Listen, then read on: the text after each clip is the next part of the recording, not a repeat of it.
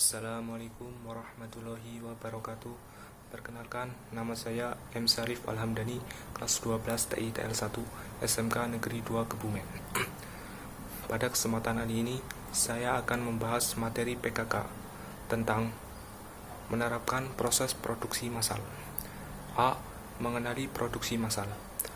Salah satu upaya yang dilakukan oleh perusahaan dalam menghasilkan keuntungan yang besar adalah produksi. Produksi ini dapat dilakukan dengan dua jenis, yaitu produksi barang dan produksi jasa. Produksi jasa yaitu menambah nilai guna suatu produk tanpa mengubah bentuk. Sedangkan produksi barang adalah menambah nilai guna suatu produk dengan cara mengubah bentuk, sifat, dan fungsinya. 1. Hakikat produksi massal. Produksi massal adalah kegiatan yang dilakukan untuk menambah nilai guna suatu produk atau menciptakan suatu produk yang melibatkan banyak orang, dalam hal ini tenaga kerja. 2. Ciri-ciri produksi massal. Ciri-ciri produksi massal meliputi: A. Produk yang dihasilkan dalam jumlah besar. B. Biaya per unit rendah. C. Bertujuan menguasai pasar. D. Dijual di pasar bebas. E. Hampir tidak ada variasi produk. F. Harus ada stok untuk memenuhi kebutuhan saat masa tunggu. Apabila terjadi kelebihan produk atau overproduction, perusahaan akan memaksa pasar dengan melakukan promosi, diskon, hadiah, dan lain-lain.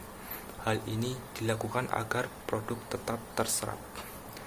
3. Kelebihan dan kekurangan produksi massal. Sistem dalam produksi massal memiliki kelebihan dan kekurangan. Adapun kelebihan produksi massal yaitu: A. Hemat biaya. B. Efisiensi waktu. C. Tingkat keakuratan tinggi. Dan D. Tingkat produksi cepat. Adapun kekurangan produksi massal yaitu: A. Tidak ada jaminan produk akan laris di pasaran. B. Kurang beragamnya variasi produk. C. Biaya mesin mahal. Dan D. Tidak ada jaminan produk akan laris di pasaran. B. Perencanaan produksi massal. 1. Ruang lingkup perencanaan produksi. Ruang lingkup perencanaan produksi menurut Sinulinga 2013 meliputi kegiatan-kegiatan sebagai berikut: A. Mempersiapkan rencana produksi. B. Membuat jadwal penyelesaian produk. C. Merencanakan produksi dan pengadaan bahan dari luar. D. Menjadwalkan proses operasi setiap unit. Dan E. Menyampaikan jadwal pada pemesan. 2. Tujuan dan fungsi perencanaan produksi massal. Tujuan serta fungsi dari perencanaan produksi massal dijelaskan sebagai berikut. A. Tujuan dari perencanaan produksi. Perencanaan produksi massal memiliki beberapa tujuan. Tujuan perencanaan produksi massal dijelaskan sebagai berikut. 1. Meminimalkan biaya serta memaksimalkan keuntungan. 2. Memaksimalkan kepuasan pelanggan. 3. Meminimalkan perubahan nilai produksi. 4. Meminimalkan perubahan tenaga kerja. 5. Memaksimalkan perlengkapan dan inventaris pabrik. B. Fungsi dari perencanaan produksi. Perencanaan produksi memiliki beberapa fungsi. Beberapa fungsi perencanaan produksi dijelaskan sebagai berikut. 1. Menjamin rencana produksi dan pemesanan produk. 2. Mengukur kapasitas produksi yang konsisten terhadap rencana produksi. 3. Alat untuk memonitor hasil produksi. 3. Unsur perencanaan produksi. Perencanaan produksi memiliki unsur-unsur yang dijelaskan sebagai berikut. A. Tujuan produksi harus dibuat sejelas mungkin dan mampu dipahami oleh manajemen perusahaan. B. Pengukuran dan standar produksi, artinya perencanaan produksi tidak hanya dilakukan atas tujuan, tetapi juga harus mengukur kemampuan konsumen dalam menyerap produk tersebut. C. Perencanaan merupakan fakta objektif. Perencanaan produksi harus ada apa adanya dan memiliki pemikiran yang cukup rasional, bukan hanya sebagai angan-angan. D. Perencanaan harus dapat diukur, artinya walaupun hanya perkiraan, namun perkiraan tersebut adalah benar dan tentu tidak menimbulkan kerugian pada perusahaan. Tahap awal pelaksanaan produksi. Perencanaan harus menjadi langkah awal bagi perusahaan dalam menghasilkan barang yang dibutuhkan oleh konsumen. 4. Jenis-jenis perencanaan produksi. Berdasarkan pada jangka waktunya, perencanaan produksi memiliki beberapa jenis. Beberapa jenis perencanaan produksi tersebut dijelaskan sebagai berikut. A. Perencanaan jangka panjang. Perencanaan jangka panjang merupakan perencanaan produksi lebih dari 1 tahun bahkan hingga 5 tahun mendatang. B. Perencanaan jangka menengah. Perencanaan jangka menengah merupakan perencanaan yang dibuat untuk kegiatan produksi selama 2-3 tahun mendatang.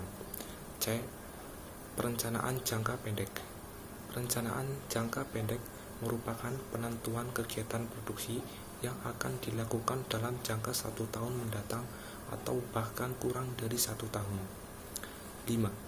Faktor-faktor yang berpengaruh terhadap perencanaan produksi. Berikut ini adalah faktor-faktor yang berpengaruh terhadap perencanaan produksi. A. Faktor internal meliputi kapasitas mesin, produktivitas tenaga kerja, dan kemampuan pengadaan. B. Faktor eksternal meliputi kebijakan pemerintah, inflasi, dan bencana alam. 6. Langkah-langkah perencanaan produksi. Adapun langkah-langkah perencanaan produksi dijelaskan sebagai berikut. A. Penelitian dan pengembangan produk. 1. Penelitian proses produksi merupakan penelitian yang dilakukan perusahaan dengan tujuan perbaikan terhadap proses produksi yang sedang berjalan. 2. Penelitian produk merupakan penelitian yang dilakukan perusahaan untuk mengetahui selera konsumen, sehingga peneliti ini bertujuan sebagai perbaikan produk yang sudah ada dan disesuaikan dengan selera konsumen. B.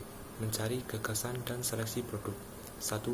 Mencari gagasan, yaitu tahapan dalam mencari gagasan dalam rangka pengembangan produk. 2. Menyeleksi produk, yaitu tahapan untuk memilih gagasan-gagasan yang masuk atau yang terbaik berkaitan dengan pengembangan produk. 3. Desain produk pendahuluan, yaitu perlu dibuat sebelum menentukan desain produk yang sebenarnya. 4. Pengujian produk merupakan kegiatan untuk menguji apakah produk layak dikembangkan atau tidak, baik dilihat dari potensi pasar atau konsumen. 5. Desain akhir dibuat apabila hasil pengujian produk layak dikembangkan. C. Menetapkan skala produksi. 1. Menetapkan waktu. 2. Penetapan kualitas. 3. Menghitung biaya. 4. Penetapan tenaga kerja. 5. Penetapan peralatan. Dan 6. Penetapan bahan baku terhadap skala produksi, antara lain routing, scheduling, dispatching, dan follow up. Sekian dari saya. Wassalamualaikum warahmatullahi wabarakatuh.